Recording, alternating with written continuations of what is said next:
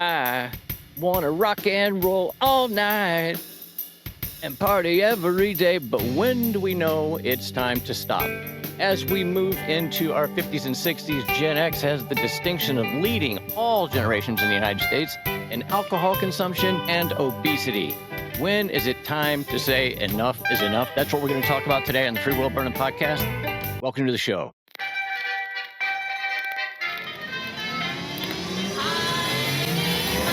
Welcome back to the channel, everybody. If you've not been here before, this is the Free Will Burning podcast. I am Steve. This is my brother Troy. We were both born in 1966.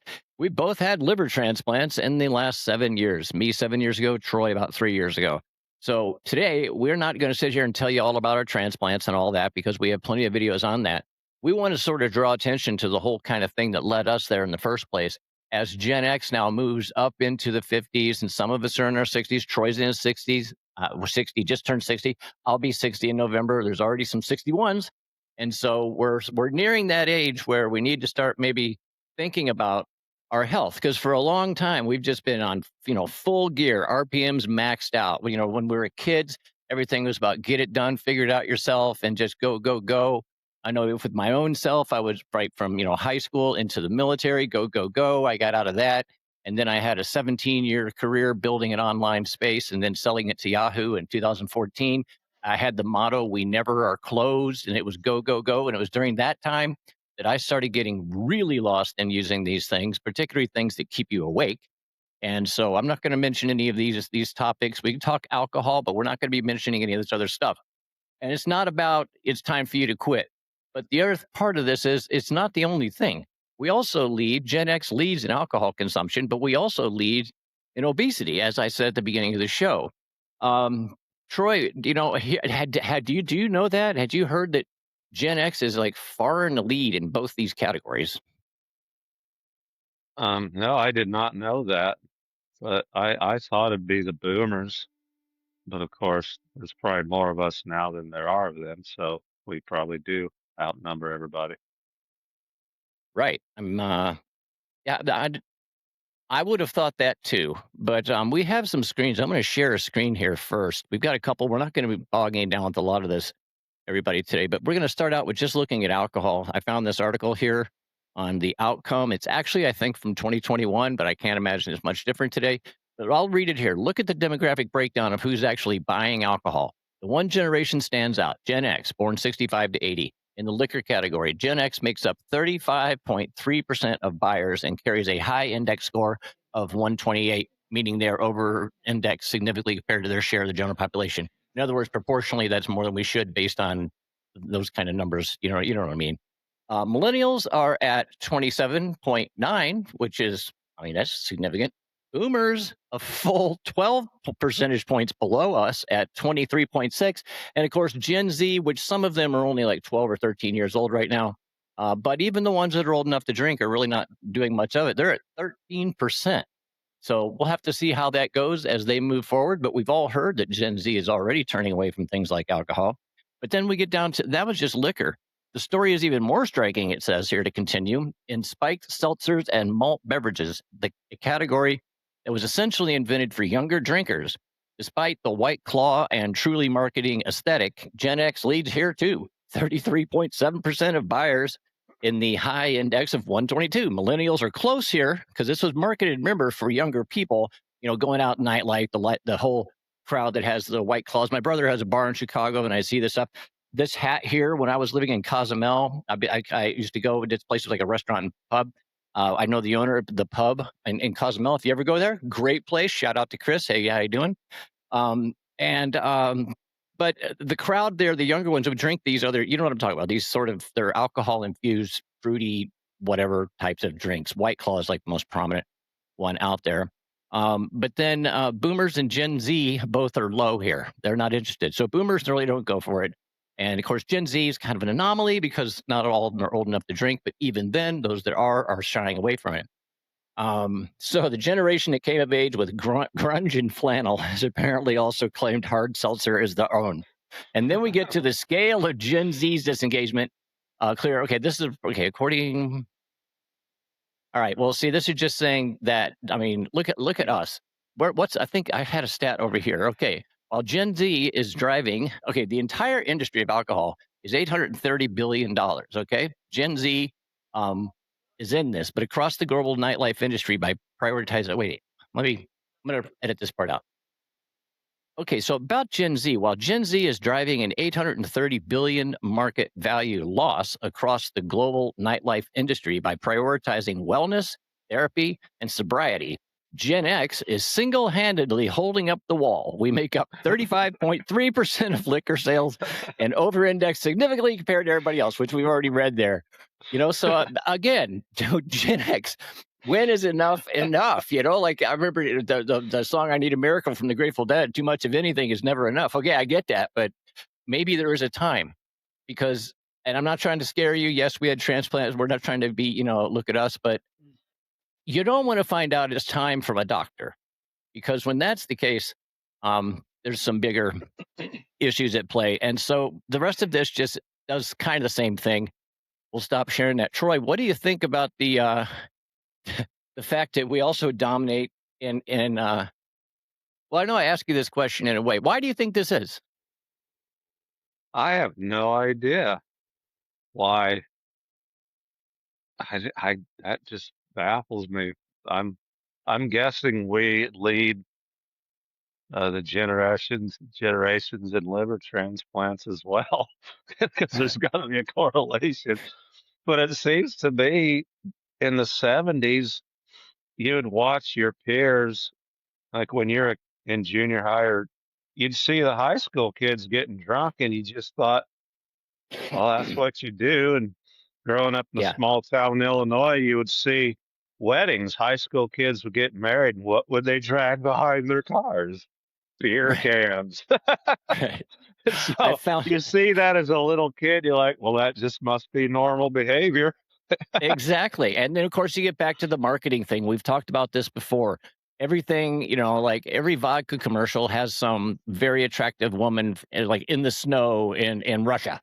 There's all this exotic stuff, or she's sitting on a Lamborghini. And then the first commercial in the Super Bowl is a bunch of guys around a grill being all manly, wearing the jerseys of the team, having beers and burgers, and brought to you by Blood Project. Even the Clydesdale horses that used to, that's like part of the Super Bowl. I mean, you have to have that. Yeah. I mean, Christmas would not be the same without the without the Clydesdales. And Yeah. so it's so normalized, but it's doing so much damage. And we'll get to something else. It's a contributor in. But before we leave, I came across this quote here that I just wrote down. It says Gen X is currently trapped in the ultimate squeeze. We are at the peak years of our careers, grinding to build our perfect livelihoods. We used to drink at the end of the night to turn off the engine because we don't know any other way to step away from the stress.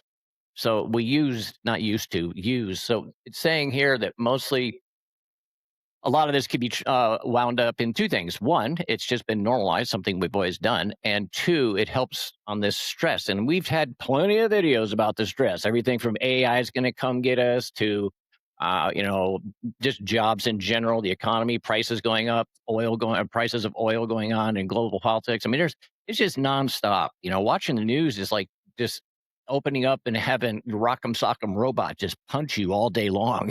It's like, and again, we all know that good things are happening, but good things don't sell. But the bad things seem to be pretty severe and a lot of them. And it's not that we can't cope because that's what we've always done. Gen X is known for that. That's our thing, right? I mean, as far as we had like taglines, we adapt, we survive, we get it done on ourselves, get back to this latchkey thing, you know.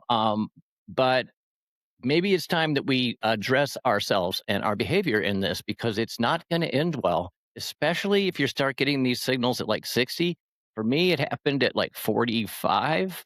It happened way early because I had three things at once that led to it to get that fast. But again, I don't want to preach, but you don't want to find out too late. So, um, Troy, any final thoughts on the drinking? Looking back on when you were a regular drinker, how is your life different now? It's a lot. There's a lot less drama, a lot less drama in it. Something is weird about drinkers and drama. It's like they go together. I don't know what that is, but that's the first thing I notice is, wow. there's no drama in my life now. But I think to get to that point, I think alcohol rewires your mind, you know. Um, oh, here's an example of how your mind gets rewired. Went to McDonald's yesterday. The French fries weren't ready, so they gave you a complimentary fruity fruit drink. It was a strawberry drink. What do you think? The first thing I thought was, I bet vodka would go good with this. I don't drink, but that's the first thing I thought. And I tasted it. I said, that doesn't taste good without vodka. I mean, I don't drink. Yeah, I wouldn't right. do it. But that's my mind was so wired Ah, to fruity drinks and vodka. And so yes. getting rid of that, I don't think that'll ever go away. I'll see a fruity drink and think, oh, or orange Yeah. juice. Hey, screwdriver. But I think Yes. when your mind gets so wired to alcohol being such a part of your life, um, it's really hard to rewire it. And I think Mhm. that's why you go through a liver transplant because you weren't able to rewire. Yeah, and then you get retrofitted. Then you're Oh yeah, Frankenstein. yeah, Now you're yeah. Frankenstein. It's like, you Mercedes should Benz have a gravestone, but advertiser. you're still here. We um, advertise for Mercedes Benz now, so so maybe here's the thing. my body's a billboard. I want to say something about that vodka moment you had there. Mhm. You know, looking back on it, I still, when I think of like going to see the dogs, you know, everybody here, I covered UGA for football for 17 seasons. I was at everything, every practice, all this. I covered recruiting. I did the whole 9 yards, every post practice conference, all the games on the sidelines, all that stuff for 17 seasons. And, but most of that time, hey, I can say it now because I'm not going to get my credentials pulled. Most of that time, I had several, maybe not several. I'm not going to say I was walking out stupid drunk or anything, but having like two or three, maybe four drinks before the game because I would show up. And the community that I'd built at UGAsports.com had this community called the Dog Vent, which is still, I think, the biggest college sports message board. And it certainly was at the time. And I'd go around and visit all them, and everywhere I went, it was the same thing. There's ribs, there's all this, and here, Steve, have a beer and all that, or you want, blah, blah, blah, Jim Beam, the official thing. And of course, that just goes, and that was going with everywhere I went. Everything I did with UGA Sports, when fans were involved, that would be part of it too. And um, and so also the same with like cookouts. Whenever we cook out, that was part of it. I still picture when I think of a beer cookout as the beer can with the little drips of, because the humidity is so much in Georgia, the little condensation on the outside. And the reason I'm saying all this is that, as insane as it might seem, that a year after I received my transplant, at the outset of the pandemic, I decided to get on an airplane and fly to Colombia and been here since 6 years now. I think I think if I had stayed in Athens, I would have kept going to the games. And yeah, I think I would have had a much harder time, particularly after I began to feel healthy, be like, "Oh, I'm 3 years out, what's one gonna do?" I mean, the temptations, in other words, I can't really say cannot predict the future, but I know that by removing those things from my life, as sad as it is to say, not being able to go to see the dogs at Sanford Stadium, um, it's just a necessity, I think, at this point, and now I can't go back to the United States, and I see all the games on TV in my own house, and I have empanadas, so, all is good there, but yeah, it's funny how the temptations, even that vodka moment there, and you're right, Yeah. I've thought of that too, like, when, like, they have a drink here, Lulo, it's a white, fruity drink. I remember the first time I had it, I was like, I bet that would make, like, a killer mojito type thing, it's like, "I'll make one for you, and you tell me how it is." Yeah. But, but anyway, man, if you, particularly we're gonna be putting these out now on Saturday mornings, that's our new thing, because we found out that our highest amount of views are on Saturday mornings, and so it's also this time, it's not always gonna be this way, I'm not trying to guilt trip you, but if you're waking up right now a little foggy, a little bit of that headache or whatever from last night, this might be a perfect time to think about these things. And again, not trying to tell you how to live your life, but we just want you to live your life healthy. Well, now better do that. We can say that. We can agree on that. So moving on, we also have the distinction of being the most obese. Now, this next screen I'm going to share you is very technical. And I would like to just sort of translate some of it quickly. So here, it's baby boomers healthier than Gen X, generations using National Health Survey data. Okay, the first thing I want to look at up here is the education and lifestyle comparison. There's an undeniable correlation between the hardworking blue collar trades, diplomas, high school baseline, smoking, drinking stats. We literally traded our physical bodies to keep our lives running. And that's basically, if you were to go through this whole thing, and I did actually, I had it, I had put this into Jim and I and say, can you turn this into human language?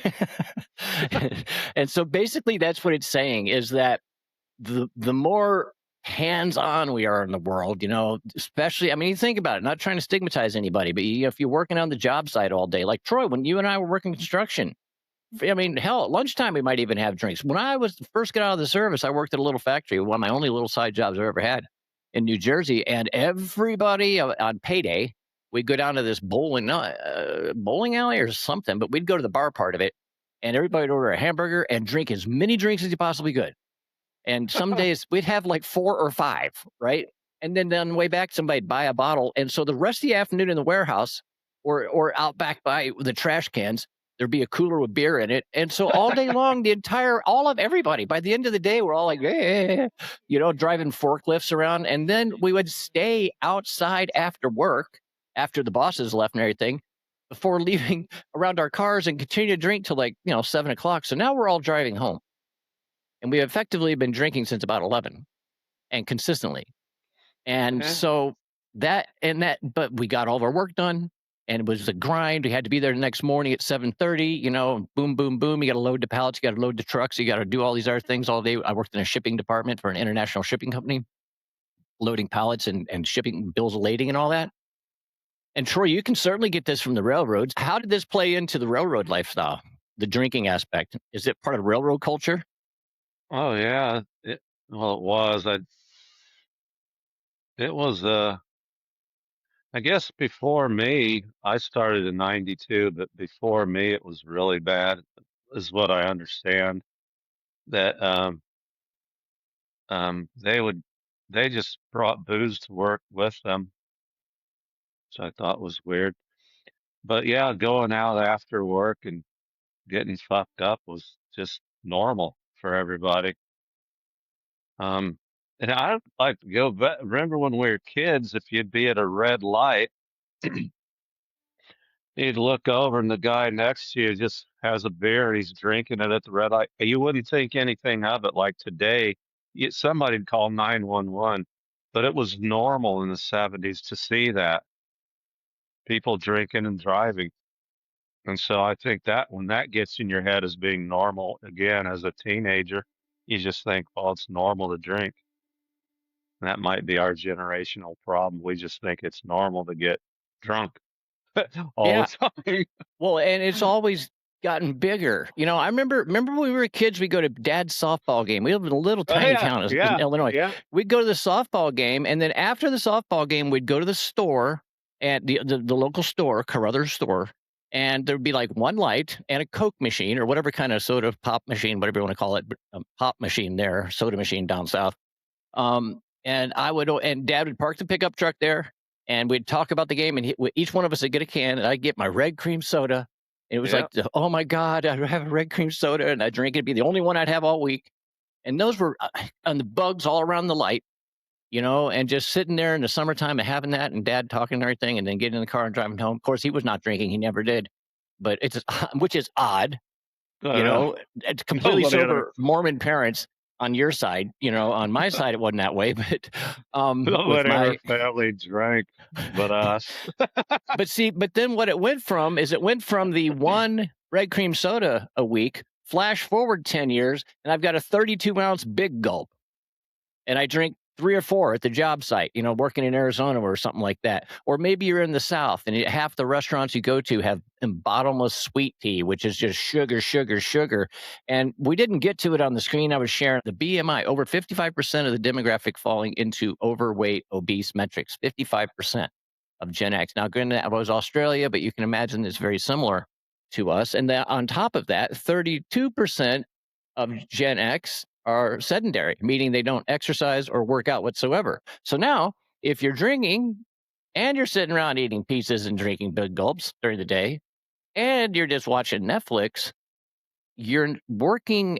It might be comfortable now, but at some point, then you're going to get hooked into this pharmaceutical scam where, oh my God, now you got to take 15 different drugs to get rid of these things. Well, how about we do a little bit of that prior proper planning prevents piss poor performance that Drill Sergeant Swain taught me about in '85 at Fort Benning, Georgia, and wake up and say enough is enough. If nothing else, exercise, work out, even walk to the store or whatever, something. Got to get the stuff going. Cut back on the drinking, cut back on some of these other foods, particularly the processed foods. And I know it's hard. One thing when I was during the transplant years and all that, the 10 years I was sick, eating healthy was more expensive than eating garbage.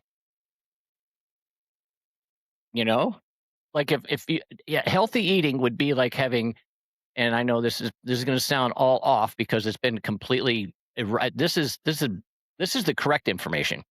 Things like bacon and eggs and steaks are absolutely perfect for you. Those are the kind of fats your body needs, and they have all the proteins and all the things you need. Now, you can have vegetables. I'm not saying you have to just be some kind of keto person, but we have demonized things that are actually better. Instead, we have cereal, we have French toast with bread with sugar in it, let alone all the sugar on the stuff. We have, grits, which is just a bunch of starch and carbs. But if we just simplified some of our foods like that, but at the same time, beef prices in the United States right now are the highest. I don't know if it's ever been, but I know I see the news. There's a lot about it. It's So unaffordable, now, right. So now it's easier to buy the frozen pizza. and I do. There you go. So, I mean, when is enough of that too? I mean, that's something we really can't do much about unless you want to raise your own cow. But I don't know, man. It's tough, but you got to do it. You've got to find a way to get through it. You got to find a way to clean up. We need to clean up our act overall. We don't Yeah, want the any of thing. you to be in our position, having a locker full of pills every day that I have to keep taking for transplant for the rest of my life. Troy, yesterday Yeah, was your 1 year thing. What happened? Troy had his 1 year liver checkup yesterday. What were the results? yeah. I'm doing better this year than I was last year. I was really concerned about my kidneys because I All have right. back pain, and he said, "No, your kidneys are fine." So now I know it's my back, which is that's a huge release to That know is a it's huge not my kidneys. right. Well, but Uh, depending on what it is, you could figure that out. Kidney is a different story. yeah, and so going back to fat, sitting in the doc because I had to have an MRI, right? And sitting in the waiting room for I sat in a chair that was like enough room for me and a half of another person to sit there. It's like me and a little kid. Hmm. And that is to accommodate overweight people. And I've Yeah. noticed lately a lot of doctors' offices have those chairs. So then it got me thinking while I'm in there, looking at the ceiling of the MRI machine, listening to all those great How, noises. how do they fit? Yeah, how do they fit in here? There's a big Yeah, thing of KY jelly over there. right. It's like this doesn't make any sense. You accommodated for the waiting room, but are you gonna make larger MRA machines? No. Exactly. Does everybody get an F-150 now? Right. The Chevette is dead. Yeah. Sorry, Beetle, you're out. But yeah, that And was yeah, yeah, not to make fun of people that are overweight. I mean, I've done it. I've I've been had that. overweight. Right. Yeah, I and so that's probably just still am right now, but right. And pretty much everything we're saying here, we've been a part of, and we're not bashing. We're just trying to point out to our fellow Gen Xers and anybody else watching this, no matter how old you are, that being aware of alcohol consumption, particularly, let alone doing any weird, drugs out there. And you can say, oh, they don't hurt my liver. Yeah, but they might hurt something else. If anything else, they might stress you out. And then also when it comes to alcohol, you're starting to get problems with your blood pressure going up. I mean, there's a lot of other things that happen here. But when it comes to that liver, um, that's when you get news like I did. Terminal. You're terminal. You only have 6 months and 3 years. They didn't even give me an out. They said at this point, you're so far gone. That's how much time you have. And so when you get news like that, It obviously helped me stop. And again, I'm not trying to scare you and say, "Hey, look at me," but it taught me immediately that I really had no fucking idea what I was doing with my life. I was just I was just sleepwalking through life using these substances so I didn't have to deal with whatever I had that was going on other than my work and getting paid and being the best in my business. I was so concerned with that. I blew off all other kinds of responsibilities, and I Yeah. missed a lot of things because of that. And for those investors out there in Anheuser-Busch, you're welcome. Yeah. Yeah. Yeah, definitely. Can I get a refund? Can you kick back on that? Yeah. I was an investor and I got nothing out of Right. it. Or at least one of those horses. I want Yeah. one of the Clydesdales. Yeah. All right, folks. That's Yeah, this funny. is my hat from there you go. See the Mexican flag on it. It is from Cozumel. If you can see that. Yeah, Cozumel, Mexico. Great place to visit. Troy, um, you know what we have not had today is a time for you to really expand on your thoughts. And Oh, so yeah. I think it might be time for Troy's rabbit hole. What do you got for us today, Wow. Troy? Down we go into the rabbit hole! Ah, into the rabbit hole! I've been thinking this week about what I call what I used to think didn't exist, but it's a managed decline of the United States. It's been, like I said, managed throughout the years to become worse and worse and worse as what it's become now. The first one I noticed was Bill Clinton's NAFTA agreement, the North American Free Trade Agreement, because he wanted to make it like the euro dollar. He wanted the Americas to be one big clump of whatever.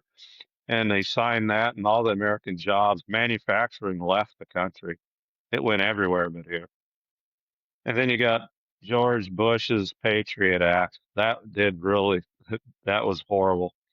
Um, Obama, another horrible person.